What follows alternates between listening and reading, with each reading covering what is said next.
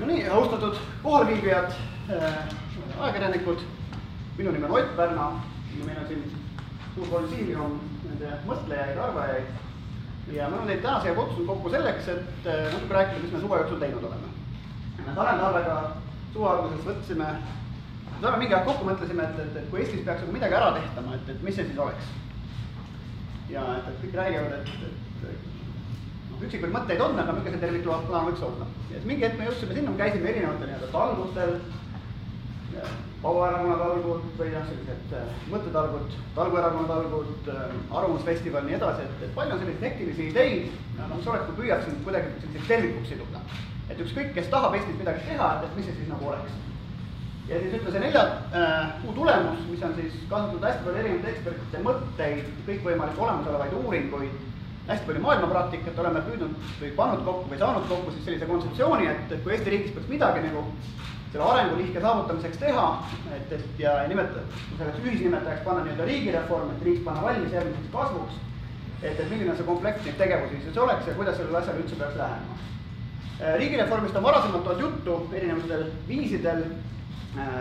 Jüri Raidla 2009 Eesti pärast Eurot konverentsil rääkis sellest kui siis sellisest riigistiku aparaadist, tema korrastamisest, tema kokku võib-olla tõmbamisest. Mõned on rääkinud, et kaotame maavanemad ära, siis on riigireform tehtud, eks. Et meie käsitluses on ta selline laiem temaatika ja loodetavasti siis tänase sellise 45 minutiga saate ka tunde kätte, et mis ta siis on. Teine on põhiliselt Tanel Talvega koos, aga üks paarkümmend erinevat ekspert erinevatel elualadelt on panustanud, nende mõtteid on siin sees, aga vastutus kogu selle asja tulemuse eest lasub meil. Kahel siis eraisikul, Eesti riigi fännil, ma ei tea, vabatahtlikul, kes on seda oma ajast, tööajast ja kulude kirjadega teinud. Ma teen natuke sissejuhatust ja siis me räägime kõik sellised 7 minutit teile omi mõtteid. Kõigepealt, et miks me siis vajame sisukat riigireformi, mis on selle plaani komponendid ja mida tähendab siis jagatud visiooni arengupoliitika seal võib-olla ees. Et ma ei taha, ma olen majandusinimene, majandusekspert, aga ma ei taha teid majandusteooria tunniga siin võib-olla koormata, aga põhimõtteliselt ma näitan 2 pilti, miks Eestis midagi justkui peaks tegema. Esimene on siis meie tööviljakus. Ehk siis lisandväärtus töötajate kohta 1000 eurodes aastas, kui võrdleme Eestit ja Soomet. Siin on Eesti ja Soome võrdlus, aga siin on ka teisi riike. Meie liigume seda alumist gruppi pidi, kus on siis sõbrad Leedust ja Tšehhist kaasas. Riikide valik on siin toodud ja ülemine ots on siis riigid, kelle sarnaseks me tahame saada. Soome, Rootsi, Iirimaa. Ja see keskmine tumesinine joon on siis Euroopa Liidu keskmine. Ja nüüd küsimus on see, et see on üle 12 aasta sirged. Et kui me nüüd jätkame täpselt samamoodi, nagu me täna oleme läinud, ja tõmbame need sirged täpselt samamoodi pikemaks. Et siin nad rõõmiti minevad vektorid, mis ei kipu kattuma. Ja siin ei ole küsimus, et me teeks liiga vähe tunde tööd, pigem on see töö või see eksport, mida me siit riigist välja ekspordime, on nii palju madalama lisandväärtusega, et ei võimalda ka siis siseturul neid palgatasemeid tõsta ja selle tulemus on selline, et summa summarum kokku me mängime teist liigat või nagu Erik Terk on rääkinud sellist Lõuna-Soomet. Et esimene argument. Me võime ka mitte midagi teha või täpselt samamoodi edasi minna, nagu me täna oleme teinud, aga mina ei usu, et kuidagi pidi iseenesest need sirged liituvad. Üks võimalus on, et ülevalt poolt hakatakse meile vastu tulema, eks, aga see tõenäosus on üsna väike, kui me võtame täna Soomet, ja küll, et nad ei kasva, eks. Aga neil on Kone, Fistas, Pola, Suunto, suured tööstusettevõtted, mis oma brändi all teevad rahvusvahelisel turutööd, maailma ettevõtted, eks. Meil selliseid ei ole, et meie suured eksportöörid on välisinvestorid ja teevad siin teatud selliseid tootmisfunktsioone pigem. Et brändid, tootearendus, müük toimub tegelikult teistest riikidest. Ja meie sellised startup elu, millega ma ise olen hästi lähedalt seotud olnud, on tulevikus suured ettevõtted, aga täna nad on väiksed, tööhõive, lisandväärtus ekspordi poolest olulisi numbrid ei tee. See on uue majanduse peale kasvatamine, aga Silicon Valley't ehitati 80 aastat. Et midagi peaks ette võtma. Ja teine joonis, mis ma näitan nüüd sisendite pool. Et me oleme natuke teinud tööd selles osas, et kui võrrelda siis Eesti ja Soome tööhõive struktuuri, et kus inimesed töötavad. Ja kui me taandame maha siis riikide suuruse erinevused, need riigid on üle 3 korra erinevad suurused, siis me jõuame selleni, et meil on madal tehnoloogilises töötlevas tööstuses on circa 22 000 inimest justkui üle ja töökohta. Ja siis kõrgtehnoloogilised sektorid, mis on vasakul, me näeme siin 5000 kuni 10 000 puudu per sektor. ja ka kõrgtehnoloogilisemates sektorites, siin on need kategooriad all toodud, need statistiliselt nii-öelda sellised grupid. Ka seal me tegelikult teeme sellist 1200 eurost tööd, mitte 3000-4000 eurost tööd, mis on võib-olla inseneritööd. Et ka nende tehnoloogia nii-öelda ettevõtete sees me räägime tegelikult kompetentsi järgmisest tasemest, aga üleüldse, kui me räägime siis ühiskonnas nii-öelda hõive proportsioonist, nad on nii-öelda väga palju kreenis selliste lihtsamate tööde suunas. Mis see tähendab, on see, või mis ütleme üks selline suur järeldus on see, et mida iganes me oleme ehitanud valmis suured uhked kutseõppekeskused. Me räägime tegelikult siin nagu üle mõnekümne 1000 inimese nagu ümberõpetamisest, ümberkoolitusest. Kui me tahame tegelikult, et võib-olla ennem seda, kui need töökohad, mis seal punases on, nüüd ära kaovad, et inimesed tegelikult tööd leiaks. Ja meie riigis tööd leiaks, mitte võib-olla naaberriigis. Ehk siis massiline ümberõppe, kindlasti me peame suutma garanteerida, et tänased koolilõpetajad või need, kes täna kooli lähevad, kõrgkoolides, rakenduskoolides, et need nii-öelda vastavad siis ka selle uue tööturu vajadustele. Ehk siis, et me ei taastooda neid nii-öelda punases kvalifikatsioone. Omate teema on siis ka immigratsiooni poole, et kui on mingid valdkonnad, mida me eriti tahame arendada, selge on see, et talentide atraktiivseks me peame ennast suutma teha. Tänased, ütleme, majanduse keerukus, keskmised palgad, need on väga atraktiivseks ei tee, aga näiteks üks võimalus välistudengeid tuua on siis, või välistalente tuua on läbi ülikooli hariduse. Meil on siin kuskil 2,5% välistudengeid, ütleme, ülikooli loetakse rahvusvaheliseks ikka 15+% välistudengeid. Need ei ole üle erialade samamoodi, siin on kindlasti mingid majandusega seotud tehnoloogiaalad, kus on võib-olla ongi 25% välistudengeid ja on teised võib-olla mõned keeled, kultuurid, kus on neid vähem. See ei tähenda, et meil ei oleks, meil on väga ägedad asjad Balti filmimeedia kool näiteks, mis minu teada 2-5 rahvusest tudengeid, 10 aastaga tehtud väga äge kool. Et meil on üksikud asju küll, aga jällegi, kui me vaatame neid keskmisi, siis me oleme nii-öelda seal madalas liigas suhteliselt. Aga see tähendab omakorda välisprofessorid, see tähendab tegelikult välistudengid viivad kõikvõimalikud lõputööd rahvusvaheliseks. Et see maailmapilt eestlasel või eestimaalasel tegelikult avardub läbi selle, et ta teeb need tudengitööd siis koos välistudengitega. Nüüd, mis on kontekst veel, et meil on terve hulk maailmas trende. Esiteks, ettevõtete väärtushäälad on ümber maailma laiali ja nad paigutavad väga operatiivselt oma tegevuse ringi, seal kus on piisavas arvus nagu inimressurssi. Euroopa otsib üleüldse oma kohta maailmas ja Euroopa riigid positsioneerivad ennast ringi. Küsimus on, mis on meie positsioon, kas jätkame Lõuna-Soomet või muutume. Valitsemisvormid muutuvad, üha enam kogukondasid kaasama. Kõikvõimalike loodusvarade nappus. Näiteks kui me räägime fossiilsetest kütustest, tegelikult nõudlus on ülepakkumisel, just suudetes pakkuda. Pikas perspektiivis ala naftasõlmid hinnad niikuinii kasvavad.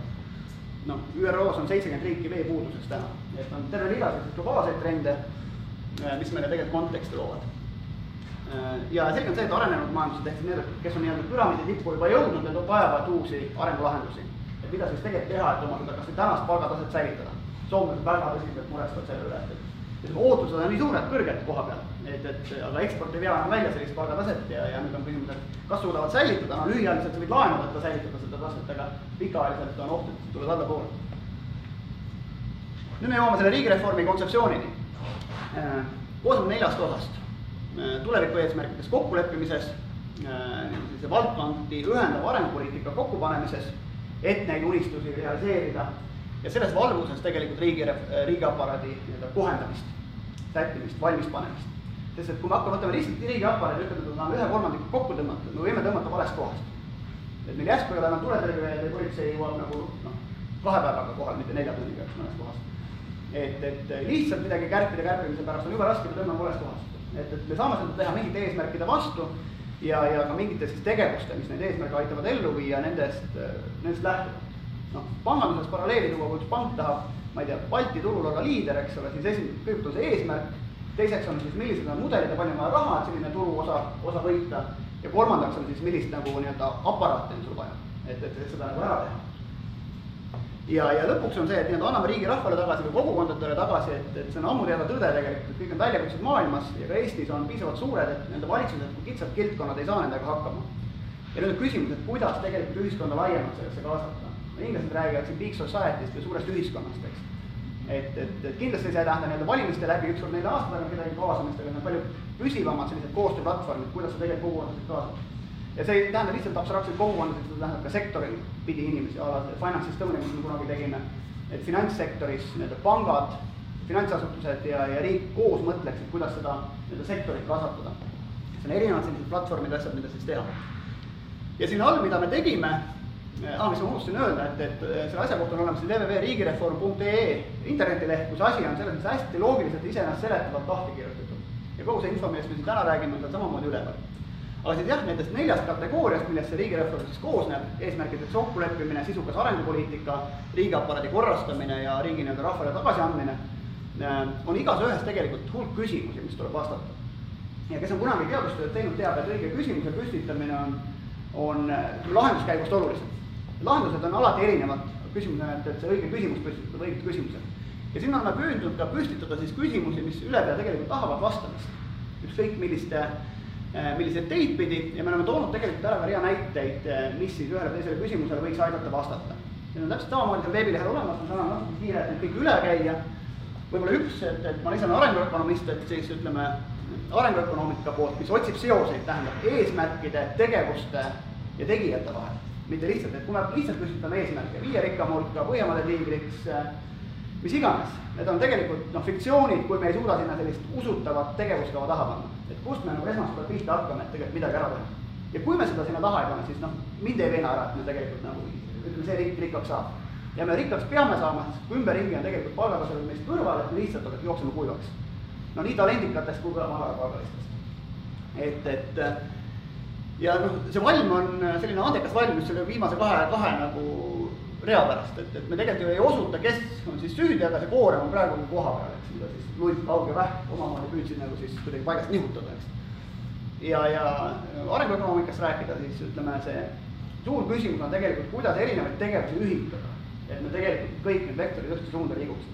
Et me ei tee hariduses ühtesid otsuseid, ma ei tee infrastruktuurist teisi otsuseid, välispoliitikas kolmandaid, et need ei ole jumala juhuslikud, et näiteks, et kui me teame, et kogu maailmas läheb haridus interdistsiplinaarsemaks, eks ole, Aalto ülikoolist pandi 3 ülikooli, disainiülikool, muuseas täna disaini ja arhitektuurikeskuses, me sel teemal pärast rääkida laiemalt, aga Aalto ülikool pani siis disaini, tehnoloogia ja majanduse turunduse pani kokku 1 ülikooliks. Me täna ehitame tegelikult kunstiakadeemia täiesti eraldi, nii Tallinna ülikooli campusest kui Tipi campusest. Seda kõik kindlasti on mingid argumendid, aga küsimus, et kas me oleme läbi mõtelnud, et kogu maailm läheb interdistsiplinaarsemaks, kõik probleemid on interdistsiplinaarsed ja me igal juhul veame nagu ülikooli laiali. Et see on see konteksti küsimus. Ja ennem seda, kui ma päris lõpetan, kui võib-olla toon mõne näite, siis kui me räägime siis sellest nii-öelda arengupoliitika plokist. Kui ma hakkame kõrvalide otsast pihta, siis küsimus, et kes selle asjast vastutab? Üldse, et mingisugune ettevõttes ka, et mingi strateegia hakatakse seda ellu viia, kes selle eest vastutab, eks. Et kui seda riigireformi tervikkava peaks tahtma ellu viia ja mida peab ellu viia, kui me tahame edeneda, siis ilmselgelt tuleks mingi vastutaja või staap tekitada siis peaministrit taha, et seda asja koordineerida. Ei räägi siin tohutu ministeeriumi ehitamisest, pigem on see, et kes tegelikult vastutab tervikliku arengu eest. Kui me räägime näiteks Riigikogust, millest Raivo võib pärast rääkida, et Riigikogu nii-öelda seaduse andja rolli enda minetanud tänaseks, meil peab Euroopa Liiduga kõik asja ühitama. Täna on küsimus, et kuidas me selle rohkem tulevikudebattide keskuseks teeme. Et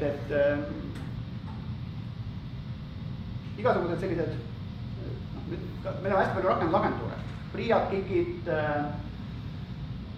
EAS-id, KredExid, Archimedes ja nii edasi.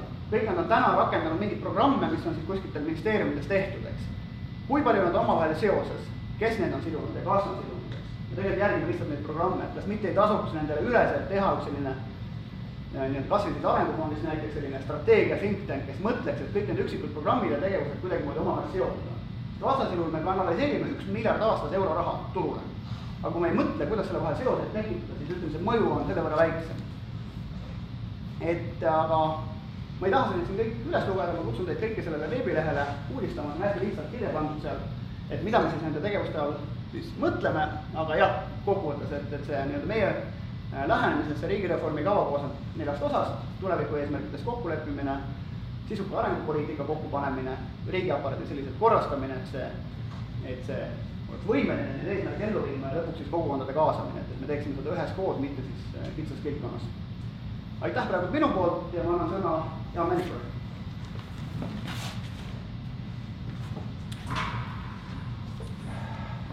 Tere päevast! Ma tahaksin öelda, et ma tunnen neid inimesi ja olen siin eriti Otti ja Raivo.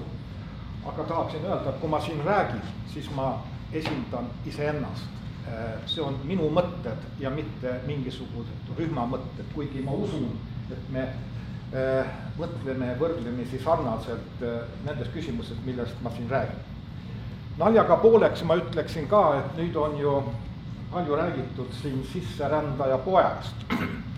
Ja mul on siis natukene piinlik teile öelda, et ma olen sisserändaja. Tähendab, ma olen siis Rootsis sündinud ja 47-aastaselt siia Eestisse elama tulnud. Olen nüüd 22 aastat siin elan, aga ma usun, et me saame hakkama. Teate, miks ma siin üldse seisan ja teile midagi räägin? Ma tahtsin ühte erakonda luua, ma ei hakka sellest rääkima, aga neid erakondasid tekkisid liiga palju minu arvates, aga uusi erakondasid. Aga siis inimesed ütlesid mulle tihtipäev, no männik, kurat, erakonda tegema, hakkad poliitikasse minema, no lõpeta see jama ära. Tead, osta omale üks korter kuskil Hispaanias, eks. Ilus novembrikuu päike paistad, istud sa rõdu peal, jood gin tonikut, eks ole, fantastiline elu. Lähed Eesti poliitikasse, sa ei kujuta ette, kui räpane see on ja kui õudne see on. No mina mõtlesin siis niimoodi, et ma võin seda gin tonikut siin Eestis ka juua, kuigi ma ei joo eriti palju gin tonikut, aga ma siis ütleks seda, et mis see minu motivatsioon on, et siin seista ja tegeleda Eesti poliitika. Ja see on, et mul on 2 last, 17-aastane poeg ja 19-aastane tütar. Ja siis ma olen nii mõelnud, et kui nemad on samad õnnelikud, et nemad elavad umbes sama kaua kui mina, siis minu tütar on, temale juhtub see aastal 2064 ja mu pojale juhtub see 2066.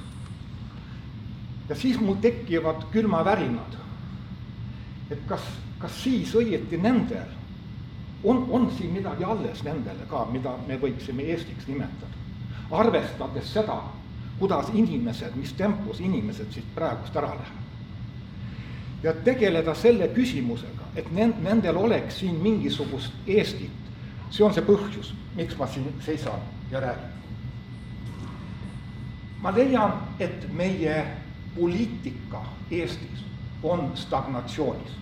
Sellest ma olen ka kirjutanud, aga see on terve see lähtepunkt. Me oleme stagnatsioonis ja me peame palju kiiremini arenema, kui me siiani oleme arenenud. Me peame reformeerima riigisektori, kõvasti sellest räägivad siin minu kolleegid, aga mina räägiksin rohkem sellest, kuidas me peaksime erasektorit reformeerima.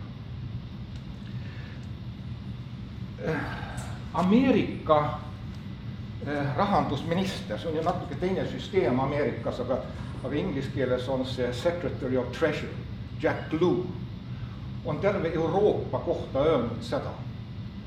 Terve Euroopa on mugavustsoonis, see sõna mugavustsoon, mis me kasutame Eestis, see on inglise keeles tulnud, inglise keeles on see comfort zone.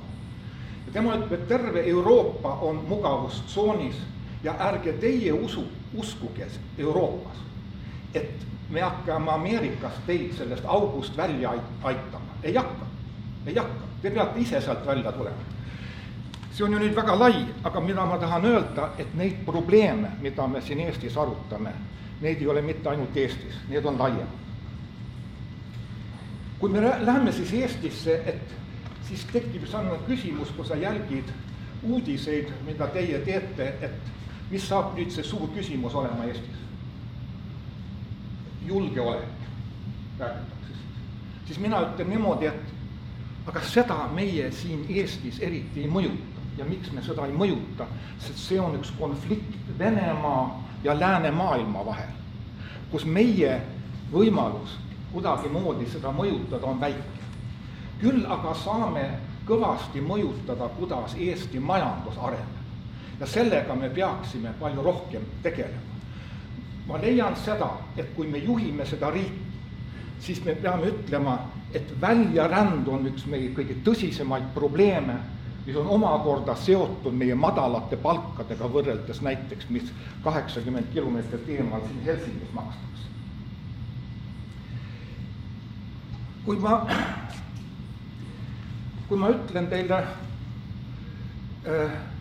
puht juhtimiskogemuslikult, siis ma leian seda, et me juhime Eestit väikse organisatsiooni juhtimisloogika.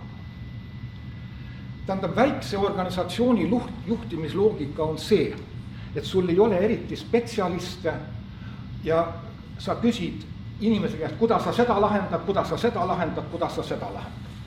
Ja see inimene võib-olla vastab sulle siis, kuidas sa seda. Väikses organisatsioonis, nii nagu ka Eestis on välja öeldud, sul ei ole vaja visiooni, strateegiat ja narratiivi, nii nagu on suurel organisatsioonil vaja.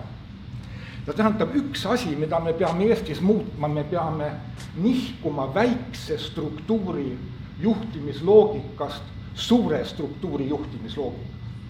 Mis on siis, mis iseloomustab siis seda suurt juhtimisloogikat? See on see, et see, kes juhib, ta ei lahenda ise. Ta ei lahenda neid probleeme ise, vaid tema õieti on üks koordinaator, spetsialistide koordinaator ja see on teised spetsialistid, kes õieti lahendavad neid probleeme. Ja mis mina ütlen, et meil oleks vaja Eestis üks laiapõhjaline valitsus, sellepärast, et need küsimused, mida meil majandusalal oleks vaja lahendada, need on niivõrd tõsised, et me ei saa erakondade vahel siin kakelda. Me peame lihtsalt arendama Eesti majandust, kasvatama Eesti majandust ja see peaks olema võrdlemisi konsensuslik.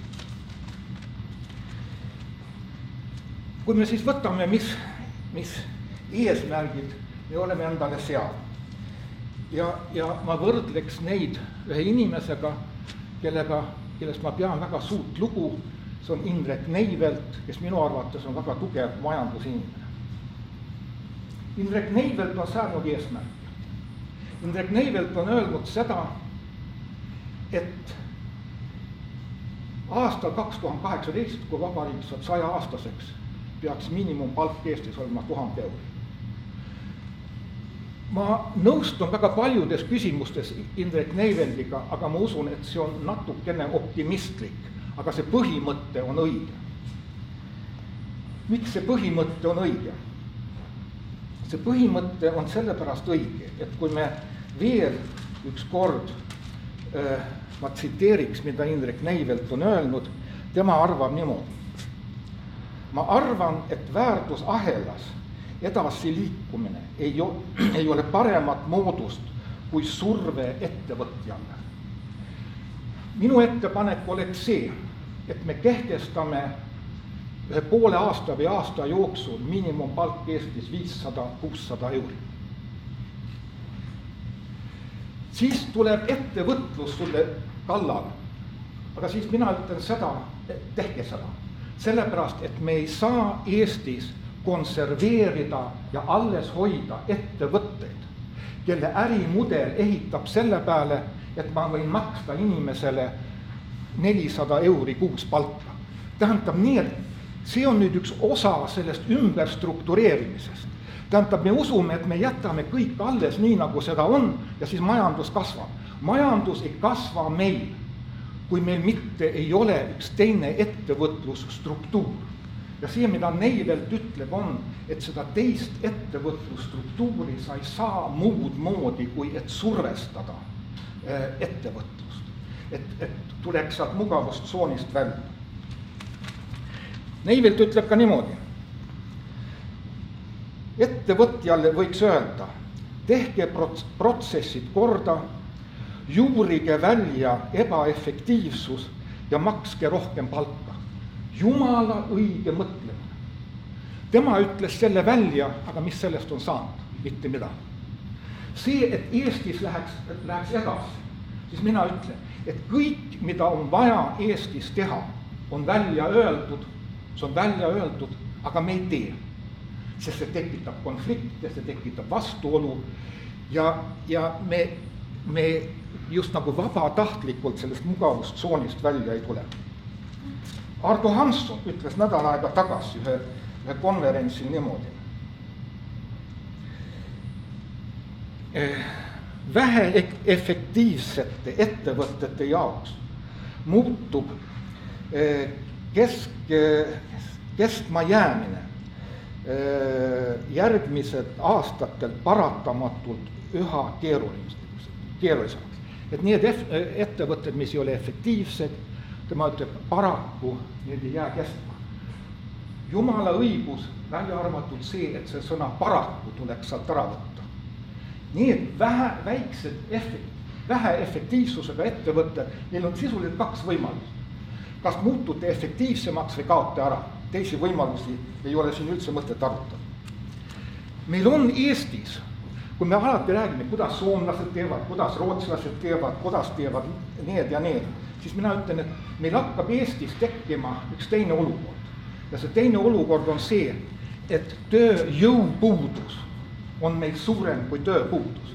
Kui te vaatasite, kui kõik need riigijuhid olid nüüd Brisbane'is, Austraalias koos, siis nemad ütlesid G20, et globaalselt kõige suurem probleem on, et meil on liiga palju tööpuudust. Aga Eestis hakkab tööjõupuudus ja seda tuleb siis hoopis teistmoodi lahendama. Ja mida me peame siis tegema, on see, et me peame korjama kokku esiteks makromajandusinimesed, kes oskavad sellist asja analüüsida. Ma ütlen, et makromajandusinimesi on Eestis võib-olla tugevaid inimesi on võib-olla 10-12 inimest. Neid on Rahandusministeeriumis, neid on Eesti Pangas, neid on kommertspankades, neid on ülikoolides. Aga sellest 10-12 jätkub, et seda olukorda analüüsida, mida me siis peame tegema, et edasi minna. Lõpetan siis niimoodi, et mina usun, et kui ma jälgin seda enne valimiste debatti, siis ma ütleksin inglise keeles, it's too little too late. See on liiga vähe, liiga hilja. Siin tuleb palju radikaalsemalt peale minna. Ja see, kuidas peale minna, see on kõik välja öeldud, see on kõik teada. Ja ma usun, et mis puutub riigireformi, siis on ka kõik välja öeldud ja kõik teada. Aga nüüd on lihtsalt vaja hakata tegutsema. Ja ma ütleksin, et üks inimene, kes on väga radikaalselt selle asjale pääle läinud, aga see jutt on just nagu ära kadunud, ära vaibunud kuskil, on Indrek Neivelt. Ja ma tahaksin just öelda, ma ei pruugi ise mõtelda kõikidest küsimustest nagu tema, aga tema on õieti üks väga radikaalne reformaator. Väga radikaalne reformaator, isegi radikaalsem kui mina. Aga mina ütlen, et see suund, et kuidas survestada ettevõtteid on, et miinimumpalk Eestis ei saa olla 350 euri.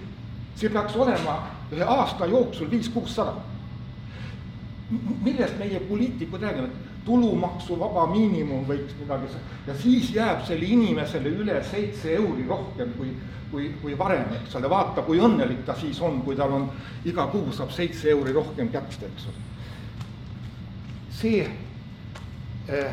on nii, et me oleme lugupeetud kaasvõitlejad stagnatsioonist.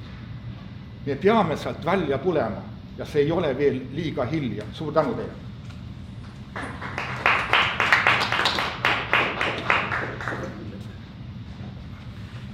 Ma võtan siit Jaanilt teatud hulga üle.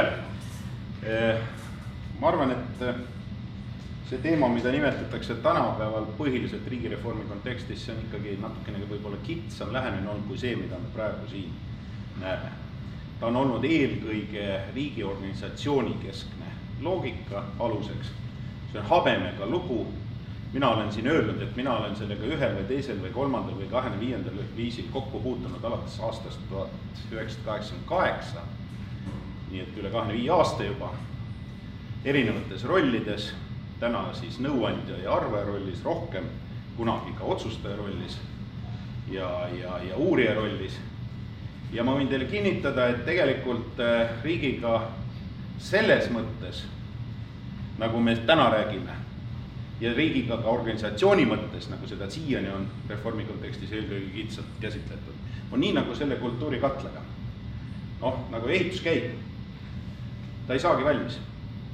Mitte kunagi, ta ei tohigi valmis saada, ta ei saagi olemuslikult valmis, alati peab areng jätkuma. Ja nii nagu ta arvatakse, et on enam-vähem valmis ja mitte midagi ei pea enam väga tegema, siis sel hetkel hakkab ka loomulik allakäik ja hävik. Ott viitas sellele, et siin viimasel ajal on päris palju räägitud kitsamas kontekstis riigireformi teemadel 2009. aastast alates koostöökogus, Raidla, nii edasi, OECD raport, mis viitas konkreetsetele probleemidele Eesti juhtimisel just riigiorganisatsiooni tähenduses. Tööd on jätkunud nüüd valimiste lähenedes ja seos poliitiliste jõudude aktiviseerumisega on ka väga paljudes erinevates platvormides hakanud need teemad uuesti nii-öelda kõlama, küll mitte kõigist tuleb tunnistada, aga valdavalt. Ja igal pool need ideed nii-öelda lehvivad ringi ja nad on väga paljus sarnased. Ja võib-olla selle tänase nii-öelda lähenemise võti on selles, et nad on integreeritud sellesse suuremasse pilti, kus me räägime riigist kui tervikust, mitte ainult riigiorganisatsioonist, kuigi minu praegune eesmärk teie rääkida on riigiorganisatsioonist. Sellest tuleb kindlasti veel palju juttu edaspidigi, ma loodan vähemalt. Ka koostöökogul on valmimas raport, siin 3. detsembril ilmselt tuleb see esitlusele, kus 2-aastase programmiga pärast riigi röntgenit, millest kunagi palju räägiti, mis lõpuks õnnestus ka ära teha, ja paganam keeruline organisatsioon tuli välja, et meil on loodud nii palju keerulisem, kui keegi oskas isegi aimata ja kellelgi ei olnudki lõplikku ülevaadet siiamaani sellest, mis ta endast kujutab.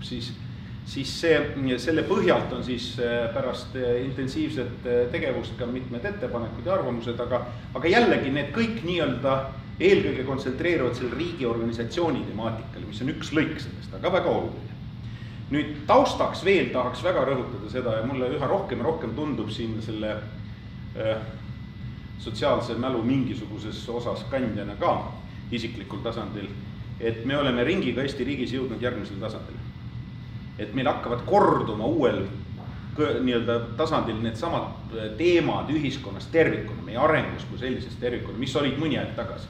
Ma tunnetan seda täiesti konkreetselt praegu valdkonnas, kus ma olen igapäevaselt ka mingil kujul tegev, see on infrastruktuuri ja transpordi valdkond, kus me oleme ringiga tagasi uuesti, kus jällegi on kuhjunud terve rida teemasid erinevates valdkondades sellega seotud, merel, õhus, maal, raudteel, kus iganes. Ja meil on vaja uuesti hakata otsustama, meil on vaja uuesti hakata asju ümber tegema ja mõtlema ja mõtestama ja siis uusi sihte seadma ja ka reorganiseerima, reaalselt tegema asju ümber. Et see, mis tegelikult meid siia tõi, see ikka edasi ei vii tegelikult, kuigi mõned arvavad vastu. Ja nüüd on see koht, kus tegelikult see on näha ka paljudes teistes valdkondades. Ja see on ka muidugi õige, et see nii-öelda etapp on mõneti ka läbitud erinevatel ajalustel põhjustel väga hästi, isegi ma ütleks, kus riik oli asi iseeneses ja poliitika oli asi iseeneses ja majandus oli asi iseeneses ja tegelikult inimesed olid nagu täitsa omaette. Täna selles uues olukorras ma arvan, et me peaksime rohkem rääkima sellest laiemast lähenemist, mis ongi siin üks teemasid. Mis on põhiline probleemi olemus? Probleemi olemus tegelikult, kui me räägime riigireformist laias tähendusest terve ühiskonna jaoks, siis me tegelikult räägime sellest, et peab olema valmisolek muutusteks. Ja on vaja tegelikult saada üle konkreetselt selles valdkonnas kitsamast riigiorganisatsiooni kontekstis, saada üle kahest, ma ütleks, et siis etteheitest, nõrkusest või millest iganes, millest üks on siis see sihi seadmise puudulikkus. Me olemegi asunud nii-öelda mugavustsooni, nagu nüüd siis kombeks on öelda, et me tegeleme väikeste asjadega. Me fine-tunime pidevalt, mis ei ole halb, mida on nagunii vaja teha, aga mis ei vii tegelikult edasi. Meil on vaja uueks ringiks uut tingamist ja uut lähenemist. Ja teiseks konkreetne riigiorganisatsiooni probleem, mida kõik raportid, eranditult kõik raportid, mis praegu on meil laua peal olnud, on kõik näevad ühte sama probleemi. Vaatamata meie riigi üldisele väiksusele oleme me väga vähe koordineeritud riikliku tegevuse riik. See on hämmastav isegi, kuivõrd vähe koordineeritud. Ei saagi nagu esimesel pilgul arvus, see paiguti tundub ebaloogiline. Ja mis siis, näide, värske näide eilsest. seesama väliskomisjonis, meedias ka kajastati väliskomisjonis arutatud raport, kus siis selle Aasia strateegia jätkuna, mida väliskomisjon omal ajal algatas, suure ja tänuväärse töö, selle jätkuna siis uuriti, mis siis täna toimub reaalselt, mida tehakse täna Eesti riigis Aasia suunal. Tuletan meelde, et see on 45% maailma majandusest. Laias laastus rohkem juba, kui oleneb, kuidas defineerida, üle poole kindlasti maailma elanikkonnast. See on raskuskese, mis sinna liigub. Meie kõige tähtsam, armsam sõber ja liitlane pivotib seda Aasiat, eks ole, ja isegi praeguses olukorras, mis Euroopas on uuesti tekkinud, isegi praegu rohkem tähelepanu paiguti pöörab sellele, mis seal toimub, sellepärast, et see on temale, suurele mängijale oluline. Ja nüüd me täna siis, ütleme niimoodi, keegi ei vaidlegi sõnades vastu, Aasia on jah tähtis, me peame midagi selles suhtes nagu tegema ja see on loomulik, aga mida teeme? Tänaseni oli ikkagi selge. Kuidas teeme? Tänaseni oli ikkagi selge. 515 välisministeeriumi teenistuses olevast ametnikust ja sinna lisaks veel 17 tolles piirkonnas nominaalselt eksisteerivast aukonsulist koosnevas kohordist on tegelikult reaalne pilt 4 täisajaga kogu Aasia lahmakaga, mis on ju 2000 aastaste erisustega vähemalt tsivilisatsioonide koht võrreldes näiteks Euroopa oluliselt noorema variandiga. Seal siis 4 täiskohaga ametnikku pluss 10 akrediteeritud diplomaati pluss 17 tegelikult, kui Lähis-Ida Türgi välja visata, siis tegelikult jääb sinna järgi ainult 9 või 10 aukonsulit, tegeleb siis see seltskond, tegeleb kogu selle lahmaka probleemiga. Ja kui sinna lisada siis veel mõned inimesed, mis erinevates muudes organisatsioonides, ettevõtlusorganisatsioonides ja mujal tegelevad, siis kokku on siis Eestis raporti järgi tervelt umbes 25 inimest, kes tegelevad kogu Aasiale suunatud teemaga. Omamata selget sihti, eesmärki, fookust. Seda kõike, millest tegelikult peaks kõik algama, nii nagu see neljandik jaotus olemas on. Ja midagi teha ei ole. Me võime väita, et see on lihtsalt üksik näide. Ta on ka selles mõttes õpetlik, et näiteks kuulates, kuidas reaktsioon oli raporti esitlusele, siis oli näha, et näiteks 4-3 ametnikku olid välisministeeriumist kohal, nad olid väga solvunud. Sest nemad võtsid seda isikliku töö kriitikana. Üldsegi mitte. Vanad rabelevad nagu hullud. Nad tõesti pingutavad kõigest väest. Ehk siis saabki seda öelda, mida Ott ütleb. Teevadki tööd juvedalt ja võib-olla isegi keskmisest soomlasest kindlasti rohkem, ma kardan. Ainult see on probleem, et nad ei tee võib-olla kõiki neid asju, mida oleks vaja teha, sest neil ei ole selleks eeldusi alust, eks ole, tänaspäeva seisu. Me ei ole kuidagi sellesse tegelikult rohkem panustanud kui indiviidide sündmuse ja konkreetse ürituse põhist aktiivset tegevust. Aga väikest riiki suurtes asjades selline lähenemine edasi viib. Aga see ei ole mitte midagi muud kui üks tavaline fine-tuningu eriliik. Nii, nüüd kui me räägime riigiorganisatsioonist, siis meil tegelikult on 3 olulisemat nii-öelda tasandit, kus on tõenäoliselt muudatused küpseks saanud ja sellest erinevalt räägivad erinevad inimesed, erinevad jõud, erinevad eksperdid ja kindlasti on neil ka lahkarvamusi. Ei saa väita, et 100% kõik ka need ideed, mis siin on välja pakutud, on nüüd näiteks kõikide selle mõtterühmas osalenud ekspertide, mina kaasa arvatud nii-öelda heaks kiidetu ühemõtteliselt ja ainuvõimalikuna. Sugugi mitte, aga kogu mõte ongi selles, et tervikpilti kokku pannes tuleb käia algus välja need võimalikud mõtted, siis hakata selekteerima ja neid omavahel kombineerides lahendusi, siis midagi tegema. Ja selles mõttes kindlasti on omaette plokk on Riigikogu. Riigikogu on parlamentaarses vabariigis kõrgem nii-öelda organ, teoreetiliselt peaks olema ka juhtiv, peaks olema ka see koht, kus tegelikult toimuvad tulevikudebatid, täna seda ei ole. Ei taha teid kormata pikalt selle jutuga, kuidas see täpselt käib, kõik, kes on vähegi asjad kokku puutunud, saavad väga hästi aru, kuidas see tegelikult toimub. Ja Riigikogu on tegelikult selles võimkondade jaotuses on muutunud valitsuse pantvangiks ja kusjuures see pantvangindus süveneb mitte ainult nii-öelda demokraatia ülesehituse ja nii-öelda partei või erakondliku liini eripärade tõttu, mis meil on tekkinud, vaid ka sisuliselt, sellepärast et Riigikogus ei olegi kompetentsi, enam ei ole mitte midagi peaaegu jäänud. Ja kõik kompetents, mis üldse on riigis olemas, on ainult tegevpoolega. Ja siis selle tõttu ka seal, mida tehakse, seda tahetakse, seda tehakse. Teine pool asjast on ka see, et selle jooksva aasta seadusandluse tegevuskava järgi mis on ametlik dokument, mille alusel valitsus töötab, on ette nähtud 3,5 eelnõud iga nädal, kaasavat suvevaheaeg ja jõuluvaheaeg, esitada Riigikogule erinevaid eelnõusid. Noh, see on ikka konveier jätkuvalt toimib, nii nagu ta toimis meie algusaastatel, tõenäoliselt midagi siin väga viltu. Riigikogu peaks muutuma nii-öelda sisuteemade arutelu ja debateerimise ja tuleviku nii-öelda suunatud programmiliste asja debateerimise kohaks, mida täna üldse ei ole, praktiliselt kahjuks. Selleks on terve rida võtteid, noh, siin lihtsalt selles materjalis on mõned ära märgitud, aga neid tuleb üha juurde erinevatest suundadest ja sellega tuleb teha. Teine asi on valitsus ja riigiaparaat. Valitsuse ja riigiaparaadi temaatika on nüüd seotud eelkõige koordineerimisprobleemidega, seda on nüüd märgivad veel kord kõik eksperdid, kes on sellega tegelenud, rahvusvahelist tipud kaasa arvatud. Ja vist siis järelikult midagi peaks selles ikka probleem olema, aga igapäevase elus me seda näeme. Samal ajal on olemas suurepärased edulood ja ka eilse raporti arutelul tulid välja konkreetsed näited, konkreetsed edulood Hiinas, kus iganes, eks ole.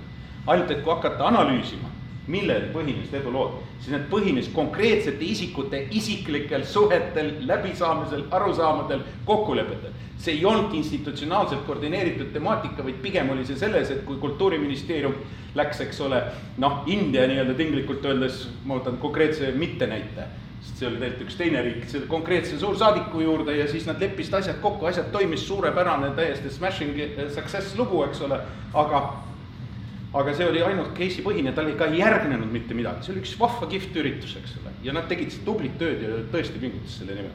Aga edasi, mis? Kuidas seda ära kapitaliseerida meie väiksuse juures? Või näiteks kogu nii-öelda koostöö temaatika meie regiooni naabritega, kes on ju tegelikult Aasia suunaliselt tegutsenud väga sihikindlalt ja programmilist juba pikemat aega omavad nii-öelda jalga sees ja võimekust seda teha.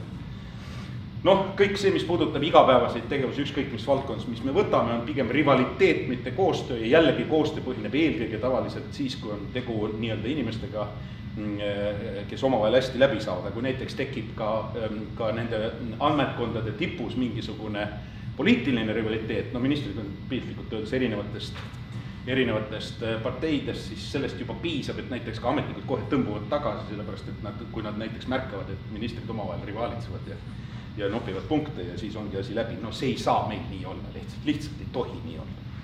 Ja kolmas tasand on loomulikult kohalikud omavalitsused. Ja kohalike omavalitsuste puhul on meil kaks põhimõtteliselt fundamentaalset teemat. Üks on see hakkama saamise teema, Rivo sellest räägib, hakkama saamise teema ja nii-öelda probleemistik, mis sellega seondub eelkõige majandusliku põhjendatus, eks ole, nii-öelda tehniline võib-olla võimekus. Ja sellega seotud ka inimeste võimekus, mis on võib-olla alles tõusev teema, millest me ei taha väga rääkida, ma ei tea, kui palju sellest tahad rääkida. Aga teine pool asjast on ka see, et kohaliku omavalitsuse tõlgenduses on selgelt eristatavad kaks erinevat lähenemist. Üks on see, et tegu on riigi käe pikendusega administratiivse korralduse mõttes. Ja sellisel juhul on tegu täiesti loomuliku protsessiga, et kõike tsentraliseeritakse omavalitsusele mitte midagi muud kui riigi poolt antud raha armust ja ülesannete armust elav organisatsioon, kus siis on väikeste kohapealsete probleemidega tegelemiseks mõeldud.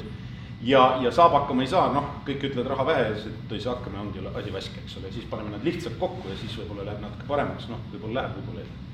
Teine teema ja teine lähenemine on see, mis on fundamentaalne erisus ja see on nüüd see koht, kus ka eraldi plokk on meil, eks ole, see kaasamise temaatika. No ei saa täna teisiti. Mida õredamalt rahvast on ja mida kaugemal veel see rahvas elab ükskõik millistest suurematest majandus- ja administratiivkeskustest, seda rohkem isegi omab see tähendust, et see omab iseenda valitsemise võimekus. Ja selle soosimine, toetamine, aitamine, ei peagi kõigega tegelema. Ja nüüd selle nii-öelda kodaniku elemendi, selle elaniku koostöövõimekuse sisse toomine kohaliku omavalitsuse tasandil on must. Meil isegi ei ole enam midagi jäänud, me peame sellega tegelema, aga selle vastu töötab see tänane nii-öelda ülesehitus. Ja lõppeks, miks ainult kohalik omavalitsus? Me oleme ikkagi, rahvakogu protsessi on ka seda näidanud, ega inimeste kaasamine üleriigilistesse teemadesse on täiesti normaalne, vajalik ja lausa hädavajalik protsess. Ja selleks on häid näiteid, Eva võib rääkida fantastilistest tulemustest ja näidetest, mis on tegelikult teeme ära raames saavutatud mitte ainult Eestis, isegi teinekord rohkem kui Eestis mõnedes riikides, eks ole. Aga me kuidagi jätame selle potentsiaali kasutamata või formaliseerime ta liiga lihtsaks ja me jätame kasutamata ka head võimalused. No väga tihti öeldakse, et vana nii-öelda 19. sajandi malli järgi sisuliselt kokku traageldatud esindusdemokraatia töötab meil sellisel viisil sellepärast, et ei ole võimalik inimest igapäevaselt kaasata tegevustesse, mis seonduvad otsustamisprotsessid, mis iganes teemad. Vale, tänapäeval on see võimalik. Kogu aeg miski piiksub, ma teile räägin, mul kogu aeg siin miski piiksub, eks ole, järjekordne signaal, jälle midagi tuli, jälle mingi mess, mingisugust olukorrad, mingid teemad, eks ole, mida ma jälgin. Kogu aeg asjad jooksevad sisse. See ei ole teema enam, väga palju see ei ole enam teema, see on teatud osas teema veel, teatud kohtas ja teatud inimeste jaoks, aga väga palju see enam ei ole. Peaks kasutama neid uusi võimalusi, uusi tehnilisi võimalusi sealhulgas. Kasutama täiesti kündmata maa. Paneme nagu, eks ole, oleme e-riik, aga paneme 19. sajandi alguse malliga tehnoloogiliselt riigivalitsemist edasi täie rauaga. Ja korraldame riiki preisi bürokraatia reeglite järgi, mis on veel omakorda pärit Friedrich Suure aegadest 18. sajandist. Kui võtta reeglid lahti, see on muuks uuritud, see ongi nii. Ja mis me siis nüüd teeme? Midagi peab tegema. Proovime. Ja jõudu tiibadesse nendel meestel, kes lähevad seda musta tööd sinna tegema. Aitäh! Aitäh Raivole ja nüüd on Eva saab rääkida siis oma suurepärasest kogemusest rahva kaasamisel.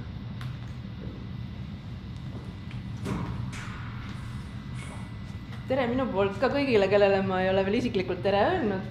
Olen siis täna siin samuti selleks, et Otile ja Tanelile jõudu soovida ja neid toetada sel, või tahaks öelda raskel hetkel, aga sel olulisel hetkel. Et olen üks Teeme ära eestvedajatest ja projektide koordinaator ning natukene täpsemalt räägin ka sellest, et mis me Teeme äras teinud oleme, et võib-olla seda paljud ei tea. Ja teine asi, et siit tulevad ka minu õppetunnid ja mõtted selle kohta, et mida võib-olla Eesti riigis tegema peaks. Ehk siis Teeme ära idee sündis 7 aastat tagasi ja selle aja jooksul oleme me Eestis ellu viinud 13 suuremat ja väiksemat aktsiooni, kõige tuntum siis arvatavasti 2008 prügikoristamine, sealt edasi mõttetalgud ja lõpetades siis selliste asjadega nagu Toidupangale tuuletiibadesse andmine ja võib-olla kõige pisem projekt, millest vähesed teavad, Lasnamäe rohestamine. Aga rahvusvaheliselt siis tänaseks ka 3 suurt clean-upi üle maailma oleme korraldanud, ehk siis 2012., 13. ja 14. aastal. Ja hetkel on Teeme ära maailma võrgustikus 113 riiki, viimasena liitus Keenia paar nädalat tagasi ja Teeme ära aktsioonides on osalenud üle 11 miljoni inimese. Ja kogu seda organisatsiooni siis veab eest 5 palgalist inimest Eestis ja ligikaudu 100 vabatahtlikku, kes meil siis siin on ka koha peal.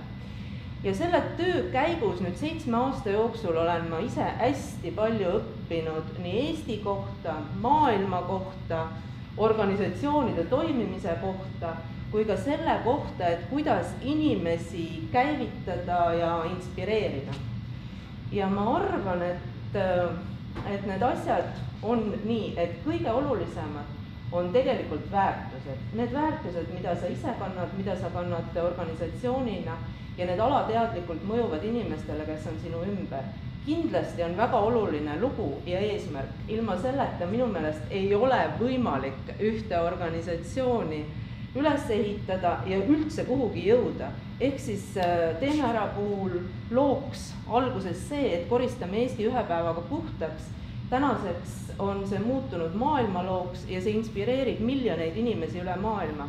See, kuidas meie 50 000 inimest lihtsalt ühel päeval välja tulime oma riigi puhtaks koristasime. Sellest on video ja hästi palju riike, kes on liitunud, on tulnud just selle loo kaudu. Nad on tulnud küsima, et kuidas te seda tegite, kuidas see juhtus. Kolmandaks on kindlasti hästi oluline lihtne ja bürokraatiavaba ja arusav ja kaasav organisatsioon ja organisatsiooni eestvedamine. Ma meelega ei taha öelda juhtimine, sest ma arvan, et inimesed hästi paljus on võrdsed. Need, kes töötavad suure eesmärgi ühise tulemuse nimel, nad on võrdsed ja neid pigem tuleb motiveerida ja eestvedada kui juhtida. Ja kindlasti on väga oluline ka professionaalsus nii inimestes kui ka töövahendites, ehk siis need peavad olema ka kindlasti hästi kaasaegsed ja võimalikud parimad, et siis tuleb ka tulemus väga hea. Aga absoluutselt kõige olulisem asi, mille ma meelega jätsin viimaseks selles loetelus, on inimesed sinu kõrval. absoluutselt kõik inimesed, kellega sa igapäevaselt kokku puutud, nii need, kellega sa koostööd teed, kes on sinu tiimi toimkonna liikmed, inimesed, kes on partnerid, inimesed, kes tulevad kaasa ja tegelikult ka need inimesed, kes sulle kaasa elavad. Ehk siis nendega tuleb arvestada ja neist tuleb hoolida.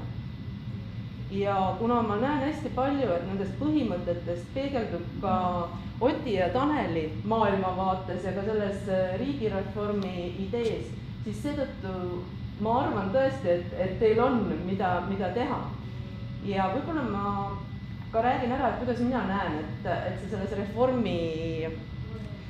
riigireformi idees peegeldub need samad asjad, mis ma siis ette lugesin. Ehk siis, et kõigepealt kindlasti peab olema ka riigil lugu, kuhu me liigume, mida me tahame teha lähema 10, 20, 50 aasta perspektiivis. See ei saa olla nii, et me elame vaatega ette nädal või kuu või aasta. Seda on liiga vähe ja see ei inspireeri inimesi, kes elavad riigis. Me tahame aru saada, kuhu me läheme ja millist elu elavad meie lapsed, nagu ütles Jaan Mennik, et see on äärmiselt oluline ja minu meelest on viimane aeg hakata seda lugu otsima. Teiseks kindlasti peab olema olemas selle loo elluviimise plaan, selle loo elluviimise plaani elluviivad inimesed, kes on siis parimad Eestis, kes kindlasti ei kakle omavahel, ei loobi üksteisele kaikaid kodarasse, kui meil on tõesti mõnel teemal eksperte ainult 12 inimest. No kuidas on võimalik, kui need 12 inimest veel jagunevad näiteks 4 või 12 parteisse, kuidas me nagu suudame neid eesmärke ellu viia? Et võtmesõna absoluutselt ja kindlasti on koostöö ja mida väiksem on kogukond, mida väiksem on riik, seda olulisem on koostöö. Siis kindlasti on tähtis see, et oleks olemas nendel professionaalsetel inimestel kõige kaasaegsemad, kõige professionaalsemad tööriistad ja vahendid, mida me suudame tagada selleks, et nad saaksid oma tööd teha. Ja tulles tagasi nüüd selle juurde, et kui meil on olemas lugu, meil on olemas plaan selle elluviimiseks, siis me peame vaatama, millist riiki, millist aparaati meil on vaja, et see plaan viia edukalt ellu siis järgneva 10, järgneva 20, 30 aasta jooksul. See tähendabki seda, et me peaksime meie olemasoleva riigi lahti võtma väikesteks osadeks nagu Lego ja selle siis vastavalt vajadusele uuesti üles ehitama. Me ei saa teha nii, et võtame ühe torni otsast sinise klotsi ja viskame selle lihtsalt ära ja kujutame ette, et asjad on korras, vaid me peaks mõttega ehitama uuesti üles uue Legolinna, mis siis oleks vastavalt funktsionaalne meie eesmärkidele. Ja alles siis me saame arvutada välja, kui kallis on selle riigi pidamine, kui suuri ressursse ta vajab, et toimida. Ja siis me saame arvutada välja selle, et milliseid makse me peame maksma ja kui palju me peame koormama oma ettevõtteid. Ehk siis, et kõik algab peale loost, kõik algab peale plaanist, kõik algab peale sellest, et milline peab olema organisatsioon ja riik, et seda plaani ellu viia. Ja seejärel tulevad kõik muud järgmised asjad. Ja mida on veel Teeme Ära õpetanud, on see, et Eesti on üks väga hea koht mudelite loomiseks. Me oleme piisavalt väike, me oleme piisavalt paindlik selleks, et teha asju hästi uut moodi. Me oleme startupide eesrinnas, me oleme üles ehitanud koristusaktsioone uut moodi.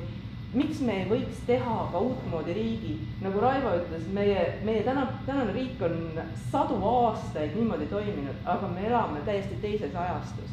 Miks me ei võiks üles ehitada ideaalse tuleviku riigi ja seejärel näidata seda kõigile teistele maailmas, kes siis saaksid meie pealt õppida, et kuidas selline riik töötab ja kuidas sellist riiki üleval pidada. Et minu meelest on see väga lihtne. See on ainult kokkuleppimise küsimus. Nii et Ott ja Tanel, jõudu teile!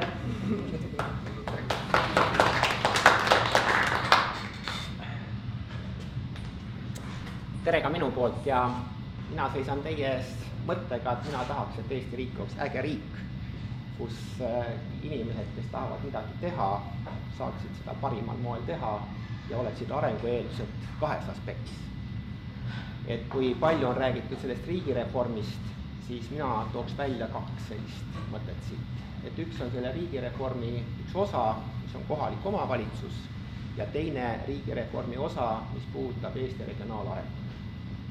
Ja kui me vaatame neid 2 teemat, siis te näete seda, et Eesti riik on nagu tühjaks minev õhupall, kui me vaatame ruumi mõttes. Ehk terve rida piirkondi üha rohkem jääb eemale arengust.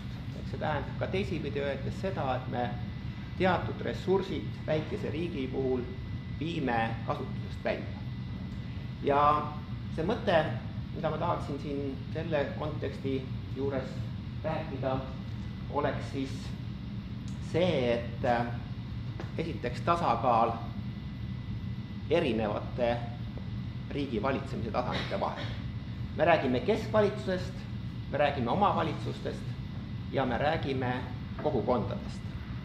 Ja mulle õudselt meeldib see, et see seltskond ja meie eeskõnelejad on selle teema enda peale võtnud ja ma loodan ja väga usun ka sellesse, et nad seda teemat ühiskonnas aitavad edasi viia ja sellepärast ka neid toetan. Et kuidas need 3 valitsemistasandid omavahel kokku saavad, milline on see tasakaal nende vahel. Ja me oleme jõudnud Eestis olukorda, kus sisuliselt omavalitsuse tasandil sõltumata tema suurusest on kõik ühe joonlauaga löödud. See tähendab seda, et ole sa Piirissaare või ole sa Tallinn, sa pead täitma samamoodi ülesanded omavalitsuse tasandil. Nüüd, kui te vaatate reaalset olukorda, siis ühes omavalitsuses on 4 inimest tööl ja teises on 1065 inimest, lisades veel hallatavad asutused juurde, saate ligi 4000 inimest. Küsimus selles, kas see on võimalik, et nad täidavad ühtemoodi ülesanded. Ehk siis see teema, mis siit valitsemistasanditelt välja kasvab, on see, et millised on erinevate tasandite funktsioonid ja kuidas toimub nende funktsioonide täitmine läbi rahastamise. Ja vaates nüüd meie enda töid ja võib-olla te olete ka tähele pannud, et me oleme 6. aastat teinud kohalike omavalitsuse võimekuse indeksit, mis ju näitab tegelikult seda, et alates 2006 see ruumimuster praktiliselt ei ole muutunud. Ehk me räägime sellest, kuidas Eesti tasakaalustatud areng toimub, aga samal ajal üha selgemalt piirkonnad eristub. Ehk siis vaadates praegust seisu, kus meil on veel 2 keskusega Eesti, Tallinn, Tartu, ja ma arvan, see on suur väärtus, siis meie uuringud näitavad seda, et pigem Eesti siirdub 1 kasvukeskusega riigis. Ehk osa on öelnud ka seda, et see on siis see linnriik.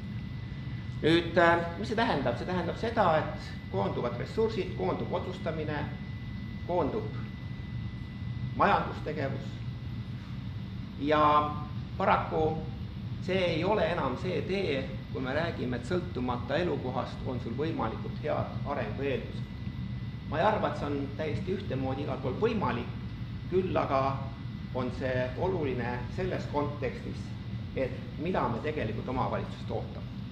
Ja need uuringud, mida nüüd meie oleme teinud Biomeedialt, näitavad ju väga selgelt seda, et üha enam see vahe kasvab.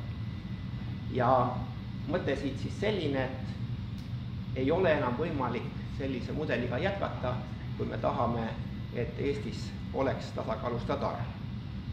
Ja omalt poolt siis võiksin mõelda ka niimoodi, et need argumendid, mida välja tuuakse, miks ei saa omavalitsused ühineda, on tegelikkuses juba 15 aastat praktiliselt samad. Esiteks see, et ääremaastumine, samal ajal ääremaastumine toimub sõltumata omavalitsuste toimetamisest ja ühinemisest või mitte ühinemisest. Teine on see, et mis me ikka kiirustame, ootame, vaatame ja neid argumente me oleme ka ise kirja pannud kuskil 15 ja küsimus on see, et kas me ei suudaksid neile vastata. Ja üks võimalus oleks see, et vastata praktilise tegudega.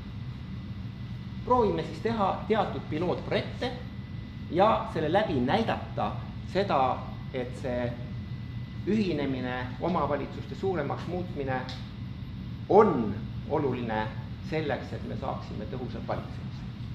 Ja praegu on selles mõttes hästi huvitav teema, on see, et kas Saaremaa maakonna mõttes tuleb üks omavalitsus või ei tule ja hiljuti oli ka päris tõsine diskussioon Viljandimaal, ehk siis Viljandi vald on tekkinud ümber Viljandi linna ja valla inimesed on aru saanud seda, et tuleks ära lõpetada olukord, kus keskus, kus on koolid, kus on terve rida ettevõtteid, kus inimesed tööl käivad, et see ei ole funktsionaalne terviklik piirkond, vaid kuidas minna, eks ole, üle funktsionaalselt terviklikule arengu kavandamise ja planeerimise. Ehk siis siit tekib olukord, kui need kaks omavalitsust võiksid ühineda, mis muidugi tähendab seda, et see paneks kohe ka teise olukorda maakonna, maavalitsuse, ehk näidata siis seda, et millised muutused reaalselt oleksid vajalikud, kui me muudaksime oma tänast haldusstruktuuri. Nüüd teine teema on siin vabatahtliku ühinemise teema. Eestis on siis 256 omavalitsusest tänaseks saanud 215. Ja minu arusaamine on selline, et selline vaikne nihkumine ei võimalda teha tõsiseid muutusi kogu riigi halduskorralduses. Ja üha enam on pilt selline, et ka need väiksed omavalitsused tegelikult jäävad oma mõttelaadis väikesteks. Ja mulle väga meeldis Jaan Männiku ütlus, et võt see sama suurus, strateegiline nägemine või igapäevane toimetamine, ilma et sa mõtleksid pikema perioodi peale, on ka viinud selle, et osa omavalitsusi on muutunud külakogukondadeks. Teeme nii palju, kui jõuame, kui riik raha annab, siis teeme rohkem, kui ei anna, aga küsimus on see, et kas nad võiksid ka minna kulupõhiselt mõtlemiselt üle turupõhisele mõtlemisele. Vot seda mina üldse ei näe. Ehk siis vastus siit selline, et meil on vaja strateegilisust, meil on vaja pikaajalist perspektiivi ja on vaja tekitada olukord, kus omavalitsused on keskvalitsusele partner. Meil on kaks omavalitsuse esindusorganisatsiooni, linnade liit, maaomavalitsuse liit, omavahel konkureerivad ja kui te tahate vaadata, mis on selle tulemus, siis te näete seda, et need dokumendid, mis peegeldavad omavalitsuste ja keskvalitsuste läbirääkimisi, on nagu kaks seina, mis lähevad teineteisest mööda. Ehk mõte siis sellest, et kui me tahame saavutada paremat riigi juhtimist ja seda me tahame, siis on vaja tekitada koostöömehhanism. Ja see koostöömehhanism saab olla ikkagi ainult niimoodi, et me tõmbame siia sisse kogukonnad ja minu selge arusaamine on see, et me peaksime ka seadusandlusesse sisse panema tänased külavanemate roll, ehk siis see kogukonna eestvedamise roll läbi mõtlema ja nende roll ka omavalitsuste korralduses, mis sisult tähendab seda, et kuidas ka kohaliku omavalitsuse tasandil saaks võimu tsentraliseerida ja teiselt poolt tõsta omavalitsuste võimekust, et nad suudaksid üldse pikemaajalise perspektiiviga vaadata. Nii et selles mõttes on hästi oluline siis ka institutsionaalse suutlikkuse tõstmine, mitte ainult sellest, et me räägime, et kas me liidame või lahutame, vaid institutsionaalne suutlikkus sõltub palju sellest, millised inimesed seal töötavad ja täna meil on üks uuring, kus me püüame aru saada, mis on omavalitsustesse inimeste võimekus, ehk milline on see kompetentside olemasolu omavalitsuse tasandil, mis võimaldaksid teha siis ka arukaid otsuseid ja head tööd. Ja teiselt poolt see, et need funktsioonid, mis on antud, kas need on piisavad, et omavalitsuste elu korraldada või me peaks rääkima sellest, et teatud funktsioonid võiks siis ka olla hoopis teistmoodi jaotatud. Ja mis praegu torkab silma, et vaikselt teatud funktsioone võetakse keskvalitsuse poolt üle ja selle võib-olla üks näide, mida te ka ilmselt ise olete üsna selgelt näinud, on riigigümnaasiumide tegemine, kus sisuliselt me näeme seda, et gümnaasiumi osa tuleb üha rohkem riigi kätte. Mis iseenesest võib-olla ei ole küll see halb mõte, aga teistpidi on see, et mis jääb sellest üle, milline on siis seal omavalitsuste võimekus näiteks haridusega tegeleda kohtadel. Ehk siis terve rida teemasid, mis vajaksid läbitöötamist ja läbitöötamist ka selles mõttes, et me vaataksime nende otsuste mõju regionaalarengule. Nagu ma ütlesin, et mina ei ole selle arengu fänn, kus me räägime ühe keskusega Eestist ja kui me vaatame täna kas või rahvastiku järgi, siis see on juba kuskil 44% Eesti elanikest on Harjumaa. Ehk peaaegu juba 50, ma ei tea, palju on veel registreerimata inimesi, ma räägin, eks ole, registri järgi. Ehk siis küsimus selles, et ongi linn riik ja nüüd on teema see, et kuidas seda tagasi pöörata, mis tähendab seda, et me peaks vaatama erinevaid valdkonnapoliitikat koosmõjus. Ja see on ka üks teemade ring, et kui meil on arusaamine regionaalpoliitikast kui ühest sellist institutsioonist, kes teostab ruumis teatud funktsioonide andmist, siis arusaam peaks olema üsna selgelt selline, et see on koordineeritud poliitika, erinevate harupoliitikate koordineeritud tegevus. Ja siit väga loodaks siis seda, et ka see meie toimetamine kahe eestvedaja all oleks suunatud sellele, et me saaksime koordineeritud poliitika, sest üksinda ühes valdkonnas ära ei tee, vaid oluline on siin saavutada teatud sünergia.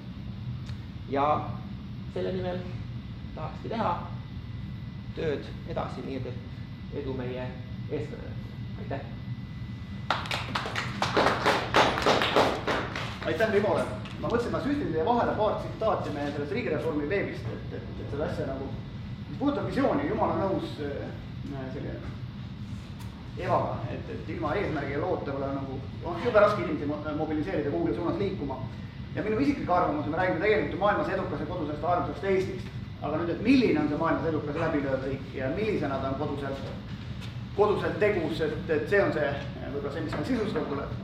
Aga ma toon mõned näited. Ühelt poolt jah on, et riigid, kes olid 60-ndatel keskmise sissetuleku peal, enamus pole neist rikkaks saanud. Üksikud on rikkaks saanud. Ehk siis, et kui mitte midagi teha, tõenäoliselt on mitte rikkaks ja jõukaks saada, kui saada. Et igal juhul peab tegutsema. Teine asi, mõned konkreetsed mõtted, mis meil seal veebis on ka. Riikliku arengupoliitika väljatöötamine, et siis oma unistused ja visioon realiseerida, et ressursse mobiliseerida. Strateegia paikapanek, kuidas Tallinnast teha Läänemere tõmbekeskus. Tallinn mängib täiesti eraldi liigat, Tallinn on ainus, kes suudab konkureerida Kopenhaageniga, Stockholmiga, Helsingiga, Riiaga. Et kui Tallinna kõrvale jätame, aga Tallinn ei saa laieneda, kasvada nii-öelda Võru ja Valgamaa arvelt. Talendikad Rootsist, Soomest, võib-olla Lätist, võib-olla Peterburijalt. Et Tallinn on täiesti eraldi temaatika. Minu arust me peame otsuse tegema, et millised on, ütleme, circa 5 sellist teist tõmbekeskust või teise tasandi tõmbekeskust Tallinna kõrval. Ja kuidas me siis ressursse mobiliseerime, et neid tegelikult arendada. Me täna teeme Rakvere tõmbab kokku, Viljandimaa tõmbab kokku, rääkimata teistest, rääkimata perifeeriast, ehk siis Valgamaast, Võrumaast. Et selge otsus, millised on siis need järgmise tasandi keskused, kuhu me tahame ressursse rohkem suunata ja neid tegelikult arendada. Sest see Tallinn tegelikult inimestelt on 40% Harjumaa. SKP-d on Harjumaa 60%.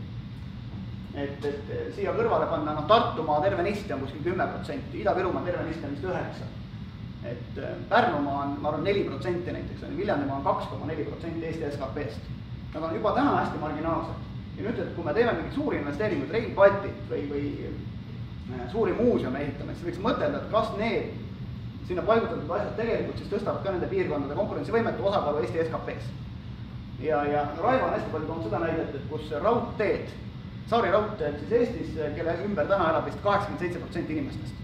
10 kilomeetri raadiuses. 10 kilomeetri raadiuses. Ehk siis see logistika dikteerib selle, kus on tegelikult inimesed. Ehk siis kui me otsustame mingid piirkonnad, ma ei tea, on ta siis Viljandi, on ta Rakvere, on ta Pärnu, on ta Tartu, on ta midagi veel Ida-Virust. Et siis me peame hoolitsema sellest, et on igatepidi logistiliselt kiiresti ühendatav. Me peame kindlasti andma sinna rohkem haridusmandaate, eriti mis puudutab ümberõpet, tehnikakoole, polütehnikumi laadset asja, sest et hüpotees on see, et maailmas ei saa olla keerukam, kui on haridus. Ja kui meil on koha peal ainult kutsekoolid, siis me ei saagi eeldada, et seal nagu SKP-d kasvatastakse. Maailmaga võrreldes pigem see SKP jääb maha. Et see tähendab omakorda, et Tallinna ja Tartu peavad veel rohkem tegema. Nad lähevad veel rohkem linnriikiks. Et selgelt mina soovitan küll selline 5 tükki ära määratleda. Siis võrrelda tuleb pidevalt parimatega. et noh, me hästi arvastame, et me oleme lätlastest paremad, noh, oleme kaua paremad, varsti oleme nagu lätlased, eks. Lugupidamine Läti riigi ja Läti vastu, mul on väga palju sõpru seal, eks. Et noh, Singapuri riik võrdleb ennast Hongkongiga, Lõuna-Koreaga. Et sa pead võrdlema ennast parimatega, kui sa tahad parimaks saada. Küsime Gerd Kanterilt, et kellega ta siis nagu noh, ennast võrdles oma eesmärkide püstitamisel. Ja samamoodi siin, mitte nagu üleüldiselt, et meil see või teine või kolmas riik, vaid tegelikult õpitakse väga spetsiifiliselt ühe riigi haridussüsteemist, ühe riigi tervishoiusüsteemist, ühe riigi valitsemismudelitest näiteks, kuidas just nagu neid valdkondade ülest valitsemist juhtida. Singapuril on 70 statutory board'i, mis on need just probleemipõhised asjad. Ma ise natuke riigis elan, ma natuke tean seda. Koostöö, kvaliteet ja kiirus kõiges, mis me teeme. Et kui see on ainult väikeriigi tegelikult eelis, meil kõik muud ressursse napib. Aga kui me nüüd kiirelt pöörame koostööd ka ei suuda teha, siis me magame maha selle, mis meil on tegelikult eelis võrreldes Saksamaa, Rootsi või kellegi teisega. Üleriigiliste regionaalsed arengud kindlustavad talendipoliitika paikapanek. Et meie see umbes 800 või 600 000 pluss inimest, kes tegelikult teenivad palka, käivad tööl, no, see on väiksem kui mõni ettevõte mõnes maailma riigis. Et kui me ei oska adekvaatselt seda talendipoliitikat planeerida, kui me näeme siin numbriliselt nagu 20 000 siia ja tänna mööda ettevalmistuselt, et siis ilmselgelt me ei kasuta ära seda inimkapatsiteeti, kes meil tegelikult on. Kutseõppekeskuste kaudu ulatuslik täiendõppe, sellest rääkisime. Kõrge tehnikakoolide rahvusvahelistumine. Milline kool, milline keskus, milline valdkond, mis ajaks rahvusvaheliseks ja maailma tasemele. Et kui me tahame siin nii-öelda maailma tippriikis, me ei saa seda nagu 400 või 500 ülikoolidega. Nii lihtne see ongi. Et spetsiifiliselt, milline keskus, millisel ajal. Tipis tuleb rektori valimised kevadel. No nii, uus rektor tuleb, küsime ta käest siis, et millal majanduskool vastab, ma ei tea, London School of Economics ja Political Science'iga, on ju. Ta samamoodi, seal on avalik haldus sees, seal on politoloogia sees, seal on majandus, seal on ettevõtlus. Et küsida neid küsimusi. Mis edasi? IT-haridus ja ettevõtlusõppe integreerimine läbivalt. Ma olen nõus, alates põhimõtteliselt algharidusest kuni ülesse, aga üleval otsas me teame, et IT-tudengid kõvasti napib. Ma olen rahvusvahelise IT-akadeemia projekti Eestis vedanud. Meil on, ma ei tea, 700 läheb õppima, 350 lõpetab, mis on vähem kui on veebmeedias või tänases Nortalis inimesi tööl. Et kui me tahame oma IT-loost rohkem raha teenida, meil on rohkem inimressurssi vaja, aga tegelikult isegi kui me kõik, kes õppima lähevad, ainult IT-d õpivad, ka ei saa seda. Küsimus on siis pigem see, et kuidas me selle IT-komponendi anname kõigile, kes midagi nad õpivad. Põhimõtteliselt Tallinna ülikooli võime teha tegelikult IT pluss ülikooliks, kus kõik nii-öelda terviseennetajad, haridusinimesed, meediainimesed niikuinii, eks, mis valdkonnad seal on, kui me räägime, seal on valitsemisinimesed. Kui nad kõik saavad piisavas mahus IT-d, siis nad tegelikult on kooli lõpetades IT-inimesed. Ehk siis kui mõtelda ka sellele teemale teistmoodi, et see ei tähenda patsiga poissi, kes oskab ainult programmeerida, võib-olla mitte konteksti ei tunne, vaid need inimesed, kes jagavad mingi elu valdkonda, et neile siis IT-haridust anda. Ja nii edasi, need mõtted on siin erinevaid, kapitalitulu terviklik arendamine, me ei saa rääkida üksiku ettevõtte börsile viimisest, me saame rääkida riigiettevõtete portfelli juhtimisest, nende osakaal majanduses on hästi suur, tuleks mõistlikult juhtida, et vältida sellist Estonian Airi või teisi selliseid üleinvesteerimist, kraani kinnikeeramist, üleinvesteerimist, on ju, tohutu kulu ja vähe vilda, on ju. Olukorras, kus Finnair ja Vanda lennujaam on 20 aastat ühte strateegiat ajanud, et Aasiasse lennata. Välismajanduspoliitika ühendamine nii-öelda Team Estonia alla. Me räägime siin e-residentsist, et üks asi e-residentsus abstraktses mõttes, teine asi, et millised on need nišid, millest me tahame läbi lüüa. Me tahame, et Luxemburgis tuleks fondid näiteks registreeriks ennast siia. Tähendab seda, et väga spetsiifiliselt aru saama, milline regulatsioon töötab, milline maksupoliitika on vajalik, kuidas kohtud peavad töötama, et nad peavad suutma nagu seda tüüpi asju lahendada, eks. Et selliselt vaadates me võiks täiesti vabalt e-Luxemburgiks, e-Tel Aviviks, milleks iganes saada. Meil on see tehnoloogiline eelis tegelikult 10 aastaks. Aga see kurat on väga detailides ja väga targas valitsemises, et see tegelikult, need läbilööd tegelikult ka ära teha. Ja võib-olla paar näidet veel, et kui keegi ootab sellist nagu väga konkreetset asju, et minu arust üks asi, mis me peame minema, peame selliselt reageerivad mõttemaailmat, et meil on 100 000 inimest SMS laenu võtnud ja siis me läheme kuidagi seda probleemi lahendama või kohver varastatakse ära, lähme piiri puhtaks tegema. Sellisest reageerivast funktsioonist selliseks ennetavaks. Ja 2 konkreetset näidet, miks mitte teha Töötukassast talendiagentuur, et ta ei ole mitte definitsiooni kohaselt, kes jäi töötuks, hakkame talle midagi siis andma, et ta saaks tööle, vaid me ennetame, me saame aru, millised sektorid hakkavad kasvama, millised kahanevad, me teeme seda ennetavat ümberõpet ja me anname signaali ka nagu haridusasutustele, ma ei tea, migratsiooni suunas, et millist inimressurssi meil on vaja selleks, et tegelikult ka kasvada.